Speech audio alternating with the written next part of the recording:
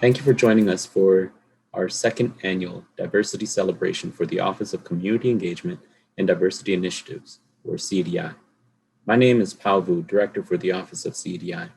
It's unfortunate that we couldn't be together this year for this event, but we wanted to take this opportunity to demonstrate how, despite social distancing, we remain committed to doing the important work in diversity, equity, and inclusion. I'm especially proud that members of our NSC and broader community have come together to deliver this program. We are bold, we are great, we are state. Before we continue with this program, we'd like to read an important land acknowledgement statement.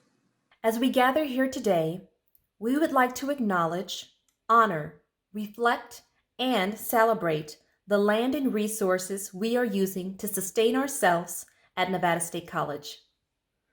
We are upon sacred ancestral land of the Southern Paiute, Hualapai, and Chimawebe people who continue to live and thrive all around Southern Nevada.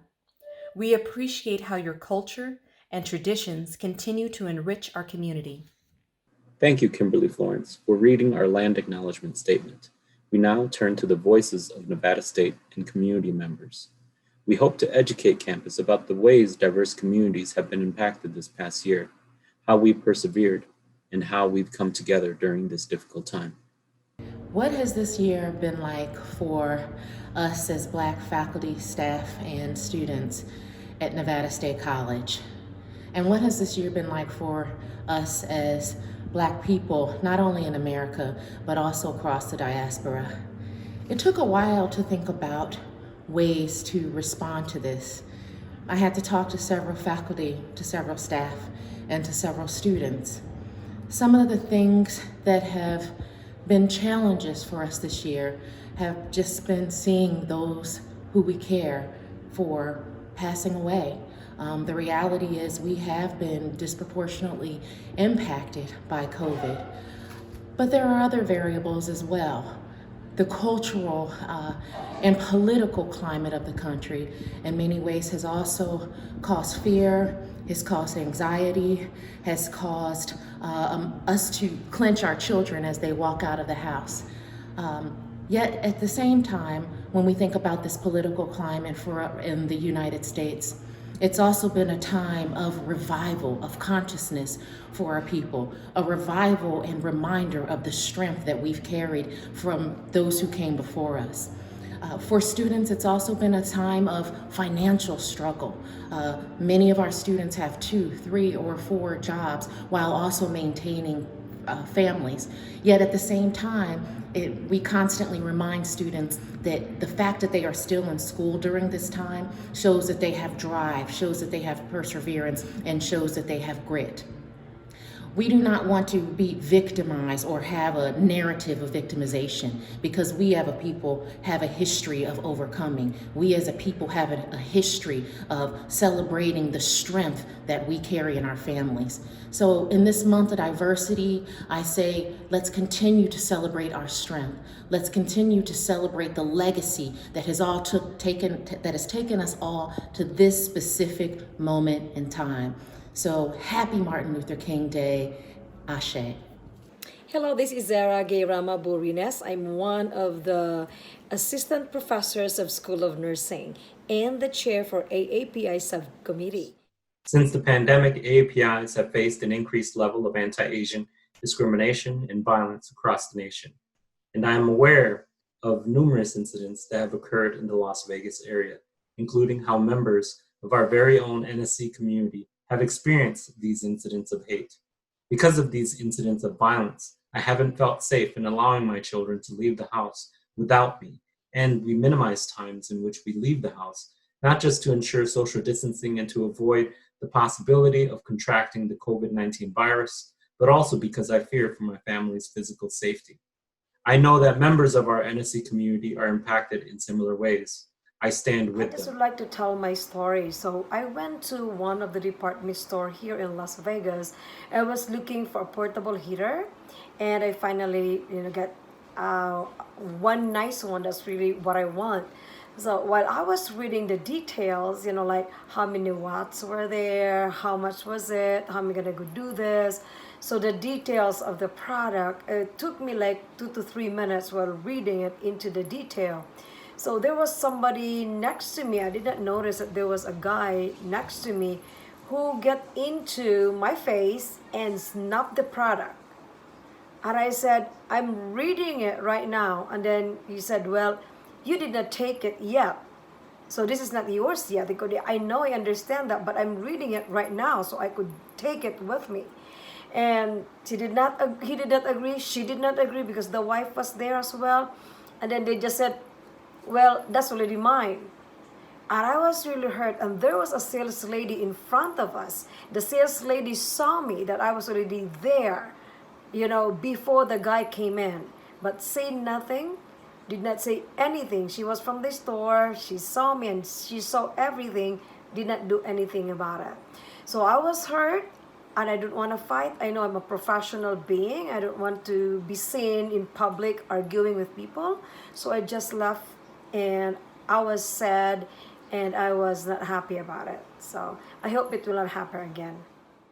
Hi, my name is Amy Matsumura McAfee, and I'm a Nevada State student and member of the AAPI subcommittee.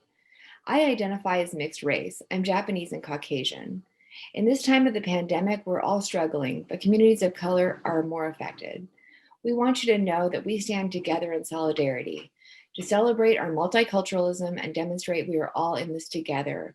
We are all equal in our shared humanity. Our shared humanity is not dependent upon the color of our skin. More than ever, we need to start truly appreciating each other so that deep connections can be built across cultural divides. Hello everyone, my name is Margie and I'm a Senior Academic Advisor at NSC. I identify as American Pacific Islander and I am a member of the Asian American Pacific Islander AAPI subcommittee. I am aware that our AAPI community is facing discrimination and racism, and I stand in solidarity with them, especially during this pandemic. The AAPI subcommittee stands with you. Solidarity. Please reach out to us if you require support. This is Ashley and Brandon. They are my siblings. They both have special needs and have health problems that place them in a high-risk category for COVID. We come from a mixed-race family, and both of our parents have health problems, which also place them in a high-risk category.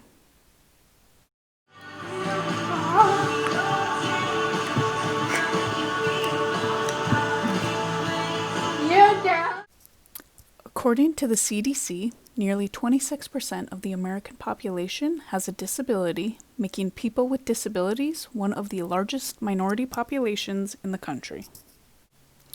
According to a 2016 report by the Ruderman Family Foundation, it is estimated that upwards of 50% of all people killed by the police have a disability. So, as we celebrate diversity and continue to fight for equity and inclusion amidst a worldwide pandemic, please do not forget to include people with disabilities, the multiply marginalized, and those who cannot fight for themselves.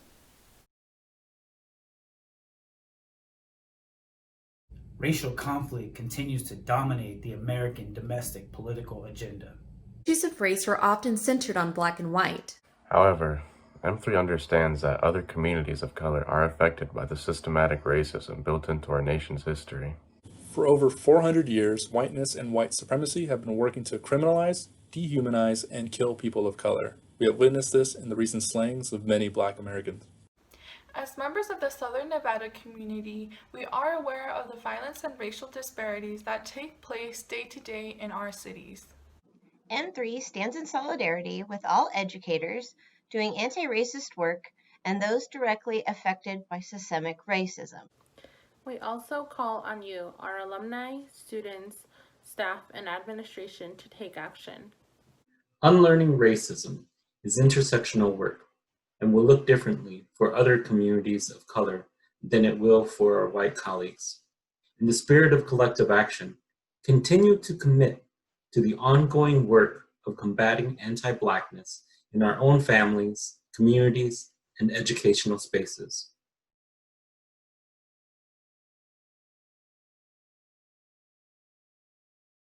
The Asian Community Development Council is honored to be part of Nevada State College's second annual Diversity Celebration. An organization led by our founder and president, Vita Lin, has a mission to educate, empower, and connect the Asian American Pacific Islander community throughout the state of Nevada. It's a mission that became even more poignant given the challenges the Asian American Pacific Islander community faced in the past year. The COVID-19 pandemic brought on everything from health concerns to job and income losses to instances of racism and discrimination targeting Asian Americans. ACDC responded by working diligently to create content in multiple languages to raise awareness about how our community has been affected by this pandemic, not just here in Nevada, but across the country. In fact, ACDC amplified the voices of the Asian American Pacific Islander community year-round, from getting the community to register to vote and also fill out the census. ACDC was also the top online voter registration group in Nevada this past general election. Our voter outreach efforts meant more Asian American Pacific Islanders made a difference at the polls and got their voices heard. Our nonprofit also highlighted the accomplishments of our Asian American Pacific Islander college graduates during the graduation ceremony, which, like many of our other events, became virtual due to the COVID-19 pandemic. Last year, ACDC also received federal funding through the CARES Act to help those affected by the pandemic. The needs of Asian American Pacific Islanders were evident as we saw long lines of cars showed up at our food distribution event at Chinatown Plaza. We partnered with Caesars Entertainment. We also collaborated with local organizations like Immunize Nevada to host drive-through free flu clinics last fall. As we enter 2021, our work is far from over. The Asian American Community Development Council hopes to continue being a resource for the Asian American Pacific Islander community. This as we opened our new headquarters at 8863 West Flamingo Road while continuing to offer direct client services at our Shanghai Plaza office at 4276 Spring Mountain Road, Suite 207 in Las Vegas, Nevada. Thank you again to Nevada State College for being our partner and a leader in celebrating diversity and promoting a culture of inclusion.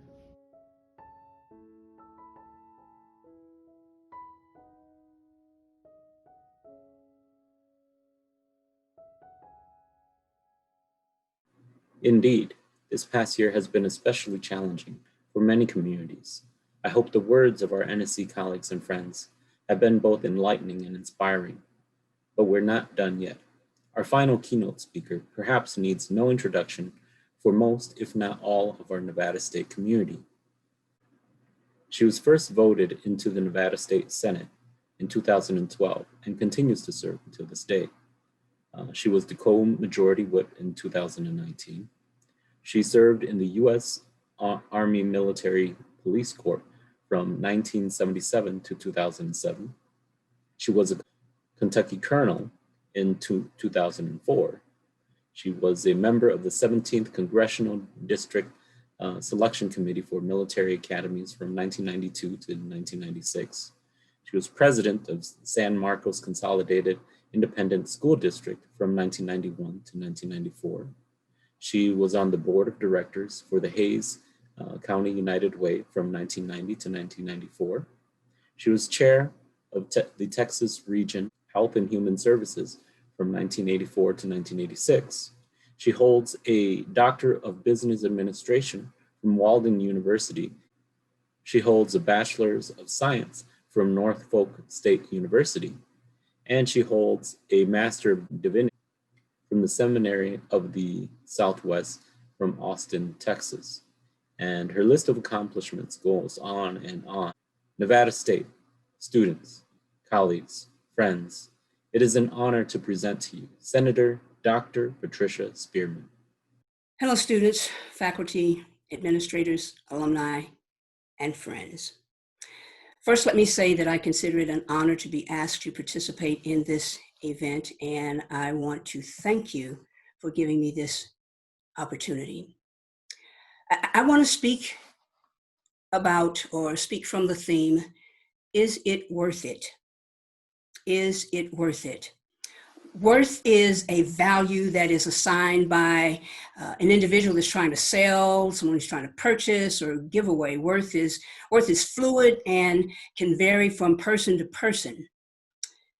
In 2019, I was shopping in one of the malls and I saw a really, really bad suit. I mean, it was tough. So I walked in and I asked the salesperson, I said, how much is this? And the salesperson said, well, it's on sale now. It's only $700. Whoa, only $700. And they said, yes. So I turned right around. And as I walked out, got ready to walk out, the salesperson said, but you know, it's made of the finest Italian cloth and the buttons are hand sewn. And I'm like, okay, I get all of that. But at $700, she said, it really is a steal. So I looked at her and I said to myself, I don't spend $700 on one suit. I work hard for my money. And that to me, there's no value in $700 for one suit. So I didn't buy it. I don't really care if the buttons were hand sewn on by Yves Saint Laurent. I'm not paying $700 for one suit. So obviously in this instance, there was a difference of opinion between me and the salesperson. They thought the suit was worth the price, but I did not agree. I'm sure someone bought the suit and the advertised price or very close to it. But for me, it wasn't worth it. Is it worth it? When 2020 came in, I thought to myself, the metaphor for this year is revelation, meaning it would be a time for us to see more clearly. The dictionary definition of revelation says this: it is a surprising and previously unknown fact, especially one that is made known in a dramatic way. I tend to agree with that. As the nation and the rest of the world grappled with why Black men were continually gunned down and their murderers were not held accountable, I heard people saying, wow, this is getting really bad. And my response was always, getting bad? It's been this bad for a long time. People are just now starting to pay attention. As the mother of a Black son, I have known for quite some time the danger of my son, of my brothers, of my cousins, of my friends being out at any time during the day and having an encounter with someone who has a badge on and does not deserve to wear that badge, but they have internal conflicts about the worth of human life. We also heard and we saw the disgusting xenophobic response to the COVID-19 virus when the president said, oh, it's coming from China. And he disparaged a whole community, saying that they were the progenitors of this deadly virus. We were aghast to learn that more than 600 children were separated from their families at the southern border, and the records necessary for reunification were non-existent. The devaluing or the lack of worth of these children should not have been news to us. After all, when you hear someone speak in disparaging language about a community, they are telegraphing how they feel, and they're telegraphing who they are. And as Maya Angelou said, when someone shows you who they are the first time, believe them. The past year was revelatory.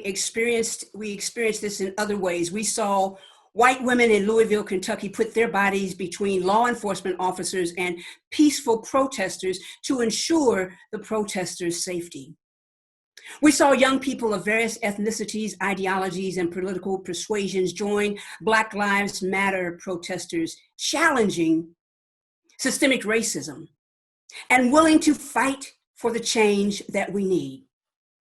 We saw Minnesota Attorney General Ellis move swiftly to gather the facts and, where warranted, brought charges against the man who murdered George Floyd.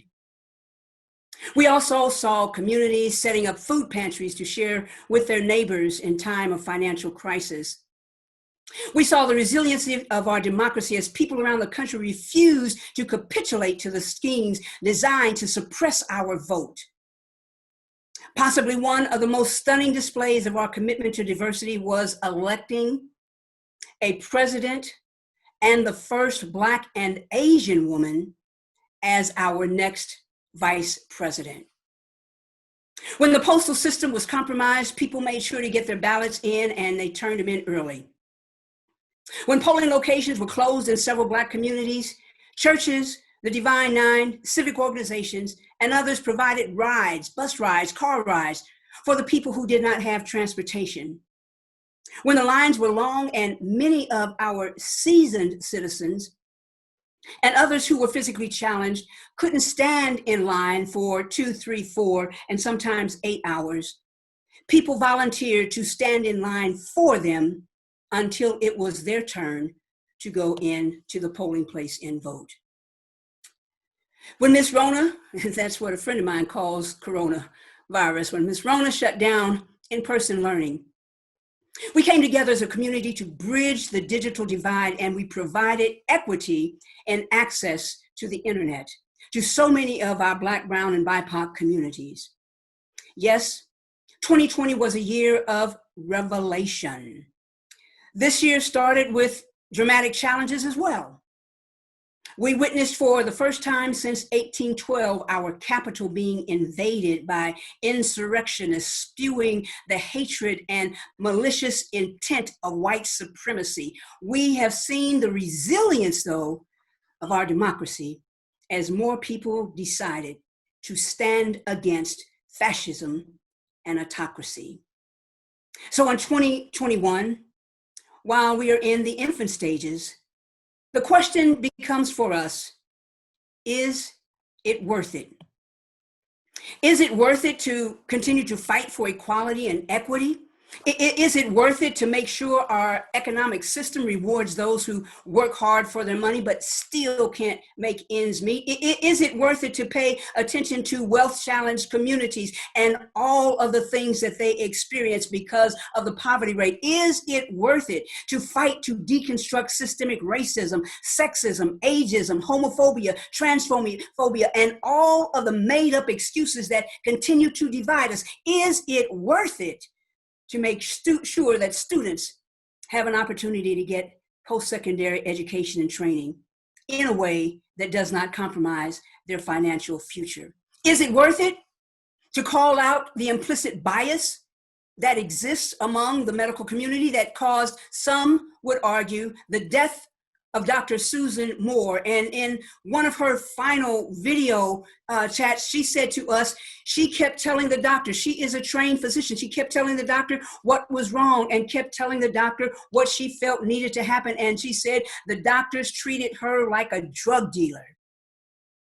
Is it worth it to make the types of criminal justice reforms that give members of BIPOC communities the chance for equal justice under the law? Is it worth it to make sure our budgets reflect our understanding of the various ways that mental health, or lack thereof, ravages our communities? Is it worth it for us to commit to funding services that treat those who are mentally and emotionally challenged? Is it worth it for communities to work with law enforcement to change the, quote, guilty by assumption whenever they go into a Black community? Is it worth it to work on community policing that says to our law enforcement officers, come into our communities, not because you may be scared of us, but the real truth is that people in our communities are afraid of you. So come into our communities so we can begin to forge a relationship based upon human worth. These are all the questions that require serious conversations and, quite frankly, clear eyes about the cause and effect of racism.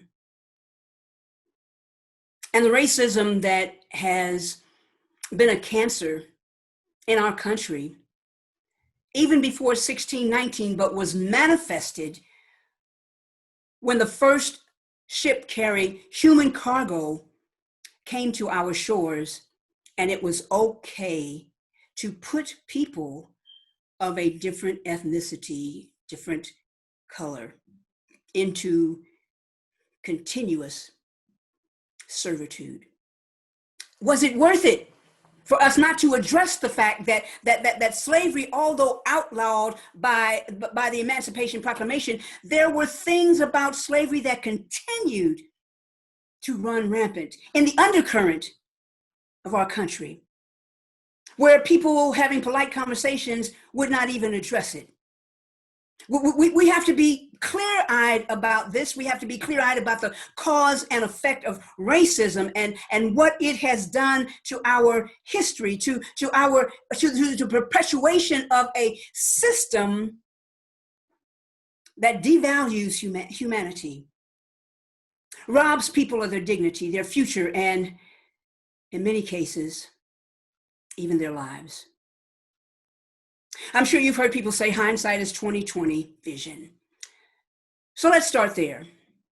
Last year, a highly infectious and deadly virus caused many of us to alter the way we live. It also caused us to think about a different way of dying. The coronavirus, or Miss Rona, as I said, my friend gave that name, in 2020 played a very prominent part of our lives. However, that was not the only thing that shaped last year. Job loss, deep divisions in our country, the unapologetic and brazen display of hate by those who would consider themselves a superior race. When I was 7, I learned how dangerous it could be for a colored girl to drink from a water fountain labeled whites only. It was just a few years after the death of Emmett Till, the murder of Emmett Till. And as I prepare to drink from a water fountain, I'm 7, I don't really understand this whole thing about segregation. As I prepare to drink from that water fountain, my mother grabbed me in the back of my collar and yanked me up so fast that I almost hit my mouth on the apparatus. And she was yelling and screaming at me. We're in the bus station in Nashville, Tennessee. She said to me, "You can't drink out of that water fountain. Do you want to get killed?" I didn't understand why she was so upset. It's water. It's a water fountain. I was drinking out of that one because I saw a gentleman earlier walk past the other water fountain and spit in it. And my mother explained to me, in the South, when you see for whites only, that doesn't include you. Being part of the first Black students to integrate a high school in Alabama showed me how calcified the anti-Reconstruction culture in the South had become. We endured taunts. We endured being called the N-word. We endured people trying to pick fight with us. We endured even teachers when they were teaching about Alabama history. We endured them purposefully saying, instead of Negro, we endured them saying the Negras. As one of the first 7 women to receive a direct commission into the military police corps, I experienced overt racism and sexism.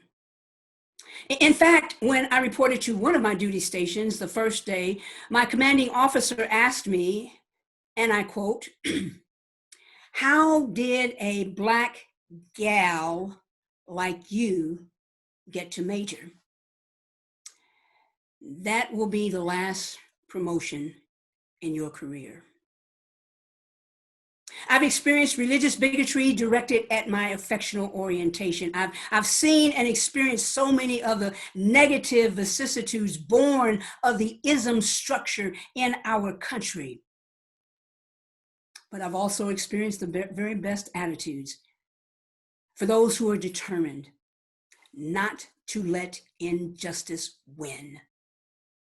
those who accept me, and others that look like me, and others who have a different heritage, and others whose grandparents speak a different language, and others who are at various levels of the socioeconomic strata. I have experienced the goodness in people's hearts as they committed to honoring the gift of God's diverse creation. I've experienced the satisfaction of joining other social justice warriors to fight for positive change. My brothers and sisters, although it looks dark in our country now, I have hope. I have hope. In the words of one of the songs that we have sung in the Black church, I've seen the lightning flashing and I've heard the thunder rolling. But here's one thing that I am sure: God's truth will march on. If we're willing to learn from our real history as a country,